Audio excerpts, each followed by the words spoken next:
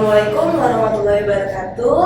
Selamat pagi anak-anak semua. Semoga anak-anak semua dalam keadaan sehat dimanapun berada ya. Jadi tetap semangat untuk belajar kimia hari ini. Nah, untuk pelajaran hari ini yaitu indikator asam basa dan garam. Oke, jadi untuk pelajaran yang pertama yaitu pengertian asam, basa, dan garam. Yang kedua, pengertian indikator. Yang ketiga, jenis-jenis indikator. Yang keempat, kertas lakmus. Yang kelima, indikator universal. Dan yang keenam, larutan indikator. Oke, jadi pengertian asam yaitu dia dapat terionisasi menghasilkan ion H+. Nah, rasanya masam dan pH-nya kurang dari 7. Nah, contoh lainnya yaitu yang bisa kita lihat dalam sehari-hari, yaitu cuka CH3COOH ataupun asam sitrat dalam jeruk.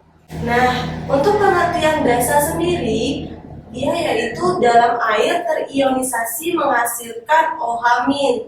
Rasanya pahit dengan pH lebih dari 7. Nah, contoh dari basa sendiri bisa kita temukan dalam sehari-hari. Misalkan nih, natrium hidroksida yang ada dalam deterjen atau sabun.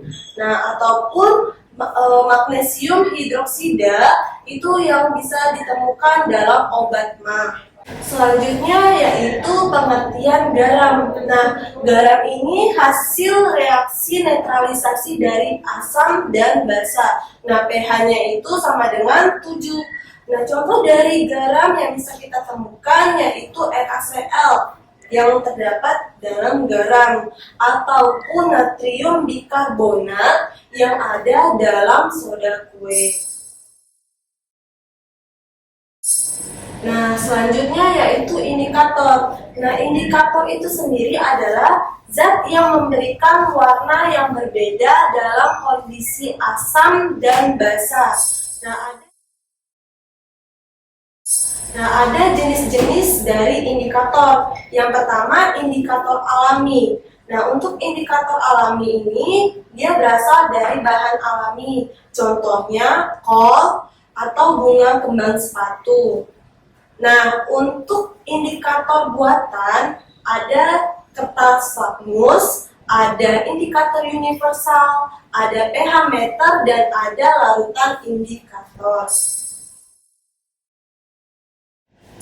Nah, yang pertama yaitu kertas lakmus nih. Kertas lakmus ada dua, kertas lakmus merah dan biru. Dimana untuk lakmus merah, ketika dicelupkan dalam larutan asam, dia tetap berwarna merah. Sedangkan jika dicelupkan dalam larutan basa, maka ia akan berubah menjadi biru.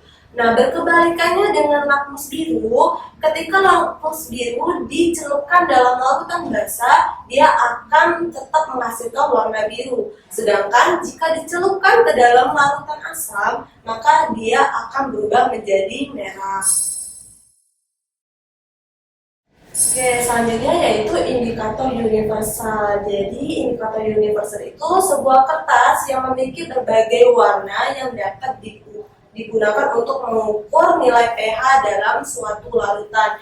Jadi umumnya untuk indikator universal ini dia satu kertasnya memiliki 4 strip warna yang nantinya akan dicelupkan dalam suatu larutan yang akan diuji. Nah, ketika dia akan dicelupkan dalam larutan tersebut, nah kertas tersebut akan berubah warna dan kita akan dapat mencocokkan hasilnya dengan pH yang tersedia di dalam kotak indikator universalnya. Jadi kotak indikator universalnya itu dia sudah tersedia pH dari rating 0 sampai 14 tergantung dari strip warnanya yang akan diuji dalam larutan yang kita akan ujinya.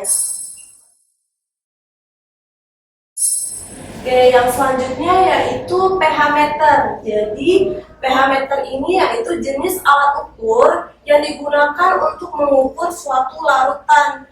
Jadi ada elektrodenya yang dicelupkan dalam suatu larutan, dan alat itu akan menampilkan pH yang diuji dalam larutan tersebut. Jadi untuk pH meter ini dia menggunakan baterai dalam alatnya.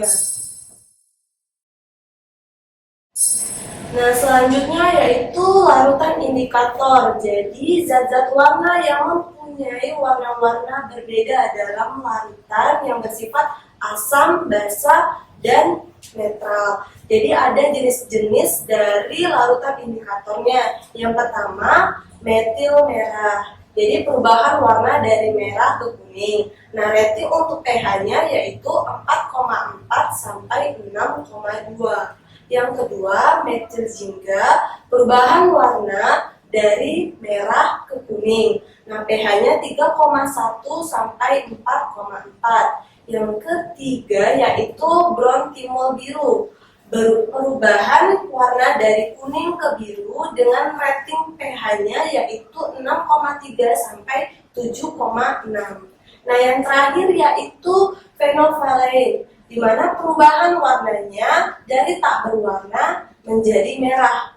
Nah, pH-nya yaitu 8,3 sampai 10.